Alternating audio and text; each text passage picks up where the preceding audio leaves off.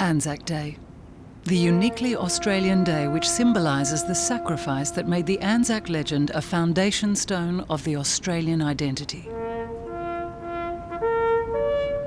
Each April 25th, crowds gather at Gallipoli to remember the troops who fought and fell in 1915.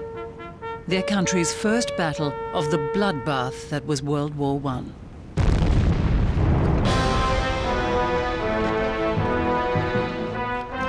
But the Anzac legend only began at Gallipoli. The diggers' true worth was forged on the Western Front. They became one of the crack fighting corps of the British Army.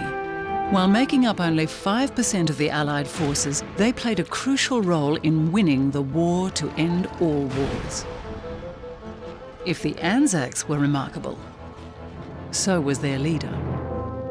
General John Monash would become one of the most famous Australians of his era. He was the first commander to be knighted in the field by a British king in 200 years. But for all his brilliance, Monash had to fight his way to the top. Prime Minister, I will not voluntarily forego this command. With respect, Sir, Monash he's Jewish. And as a race, they do tend to be pushy. It's War's a natural early trait. disasters. Gallipoli. We went up the valley under a hail of shrapnel and in a chorus of whistling and crackling bullets. The men behaved like heroes. Their battle discipline is perfect. Monash commanded the 4th Brigade at the head of Monash Valley, which was the most critical part of the Anzac position. They held the position, the Turks never broke through. But Monash didn't just fight. He wanted recognition for himself and his men. It would lead to an early showdown with Charles Bean, Australia's official war correspondent. I've got a bone to pick with you. Well, what's that? I don't think the 4th Brigade is getting its fair share of press coverage. Monash's career now took a dramatic turn. In June 1916, he was promoted to command the newly formed 3rd Division of more than 20,000 men. The 3rd was one of 5 divisions making up Australia's commitment to the war in Europe. Mindful of Gallipoli and its mistakes, Monash trained his men hard. He also studied reports on the trench warfare on the Western Front. This was a new kind of war, needing new tactics. As Monash's troops improved, they began to attract attention, all the way up to the king.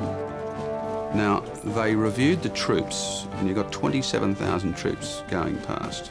That takes 2.5 hours, and they were having a conversation. Are you sure you have enough overcoats? Yes, Your Majesty, and they have waterproof capes as well. Good.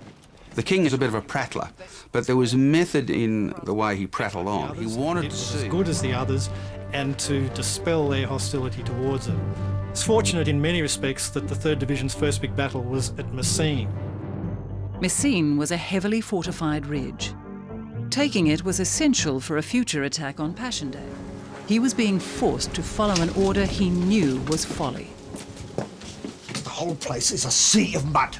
Waist bloody deep. Look! Calm down, John. I've spoken to Haig and he is convinced that if we keep up the pressure, we'll break through. That's bull, Alex. The whole assault has to be delayed by at least 24 hours. Not possible, John. It's madness. Part of the changes that followed, Monash was appointed to command the Australian Corps.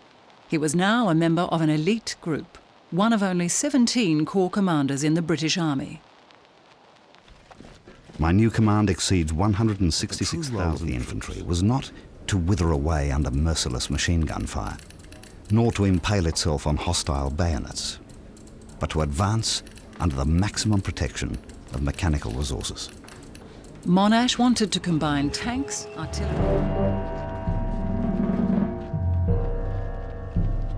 0 hour was fixed for 20 minutes past 4 on the morning of August the 8th.